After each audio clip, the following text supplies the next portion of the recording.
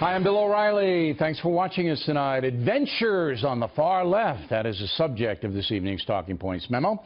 As you may know, the Democratic Party is split between moderates and far left folks, but it is the ideological zealots to get most of the attention. This week, Betsy DeVos was confirmed as Education Secretary, but before that vote took place, liberal bomb thrower Al Franken attacked Ms. DeVos in the Senate.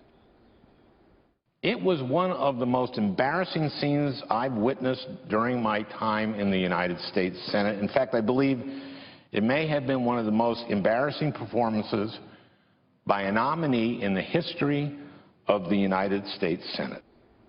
Now, the reason Franken does not like Betsy DeVos is that she's a champion of school choice. She has devoted much of her life trying to bring quality education to poor kids, often trapped in bad inner-city schools. You'd think that an uber-liberal like Franken would approve of trying to help poor children, but he does not. Why? Because by offering school vouchers and encouraging charter schools, which are run apart from the public school system, Ms. DeVos is challenging the powerful teachers' unions. And those unions and their associates have donated more than $150,000 to Al Franken's campaigns. How enlightening. So Franken, like many politicians, panders to those who give him money. It's beyond question that poor American children, often minorities, are not getting the same quality of education that middle-class and wealthy children are getting. So why not try something new? Why not try school choice? Why not give poor parents subsidies to choose better schools for their kids? Why not? How long are we going to put up with discrimination against the poor? How long, Al?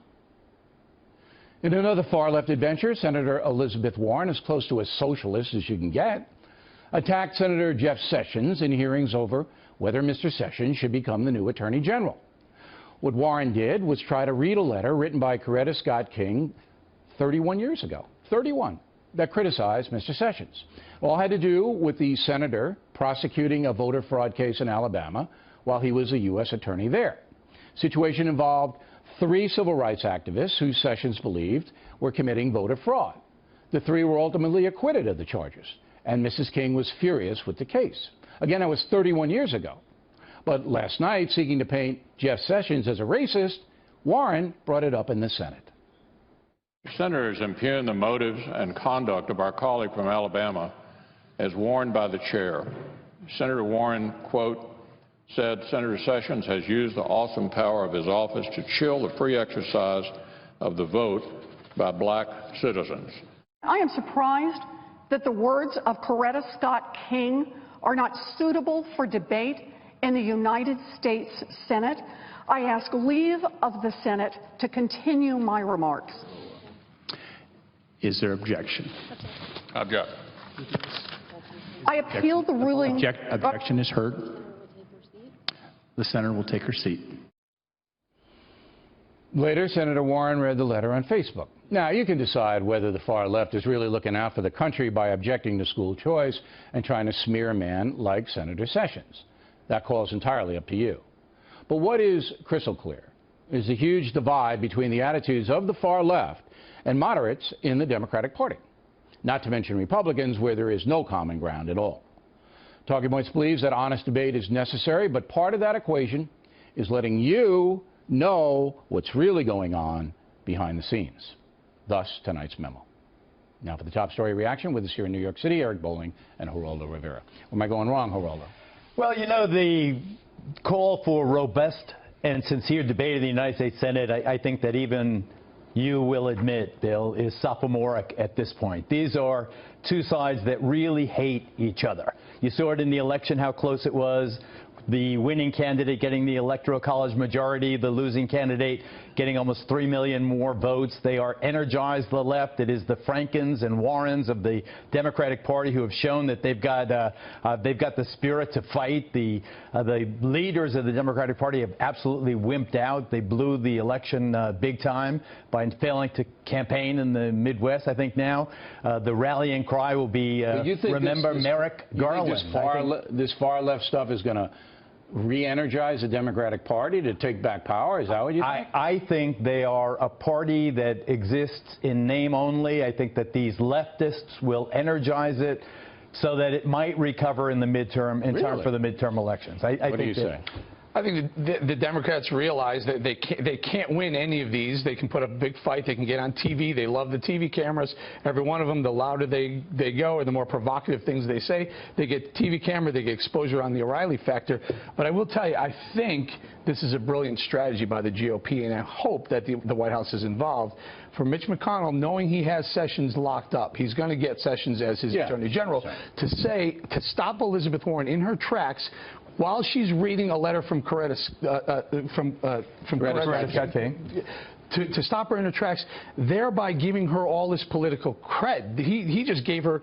So you're saying the exact opposite of what Rivera is saying. What I think is she's raising money. I think they gave her 2020 political ad when she runs against Trump, and Trump says, you know what? But you guys are so far apart here. You say that it's a destructive thing for the Democratic Party in the long run, that most Americans aren't going to go this far left. You say that you think Americans are going to convince to go to this extreme? This is gross hypocrisy. I saw with my own eyes Senator Ted Cruz call the Majority Leader Mitch McConnell a liar on the floor of the Senate, and I didn't see anybody raise this rule to say that Senator Ted Cruz was violating the rules of the Senate. Sit down as if you're a 6th grade school child. Well, I mean, for goodness sakes, I mean, it's politics. There are rules. Politics is right. That I agree with. But there are rules in the Senate because before the Civil War, the people were caning each other. Well, that's what it's going to come to. This was, Orrin Hatch called it famously, the world's most greatest deliberative body. The world's greatest deliberative body. They fancy themselves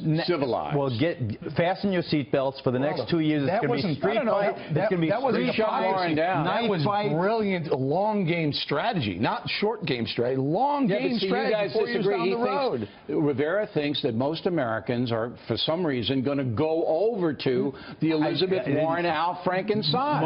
Most Democrats, or most people who did not vote for Donald Trump, are either fearful right now or they are angry. That's all going to see Fear how and anger will motivate, and they are insisting that these wimps that represent them get their curve. I don't think that's ever going to happen. Line and sinker, she bit onto that because she saw her opportunity to get the spotlight, to get that big, massive push, and now everyone's going to throw money at her. She's going to. Cory Booker. Did anyone mention Cory Booker today? No. No one mentioned Cory Booker. Did anyone mention Pelosi? This is a letter Waters, by Coretta Schumer. Scott King. Right. This is Coretta Scott King. You're not going to read her letter? Scott King. No. What? Of course, she's not reading it from some far left wacko or some far right. She probably had a right to read that letter. But Mitch McConnell and hopefully the White House realizes that she didn't have the right to read the letter is if you allow a letter read by Coretta Scott King or anybody else, you have to let all.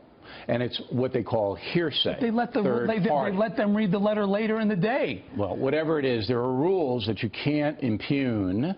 Word of the day, impugn the character of another fellow senator, which clearly she was doing by implying he was a racist. I think they led her right into the trap. Your whole idea about 31 years, I think, is really off the mark, because here is a senator who grew up in the Deep South, who really had a checkered past in terms of civil rights. He went through a personal evolution, an arc, which I think he should not run away from. Robert Byrd. He should embrace. Strom Thurmond. You should embrace it as part of America's change. Whether he's embracing anything, I don't care that it was 31 years ago. All right, I think that he presents his case, and that the other side, Warren, presents their case, and then you have the vote, and he's going to be the Attorney General. That's what's going to happen, okay?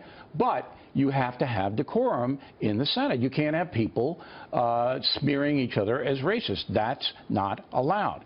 But what about Franken? We're giving him a pass. He doesn't want the poor kids to have better schools. Well, you and Franken should have had your knife fight years ago before he was elected. No, I'm nonviolent. I'm not gonna, and plus, Franken is very articulate. He's very entertaining. No, he's not. He's raising money. He's so short. He's funny. He may be short. Yeah, that I'd have to have a knife. I don't. Maybe one of those little Swiss Army knives, because he'd keep missing them. But he doesn't want the poor kids to have good education. If you want to argue about charter schools, that's a whole different argument. They saw that coming, though. They earmarked the DeVos nomination as the one they were going to fight because of what you said. Because you wanted to have guns for shooting grizzly bears in schools, Eric. You're obsessed. Bowling's obsessed, and Rivera's so out to lunch. The counter is closed. All right, gentlemen.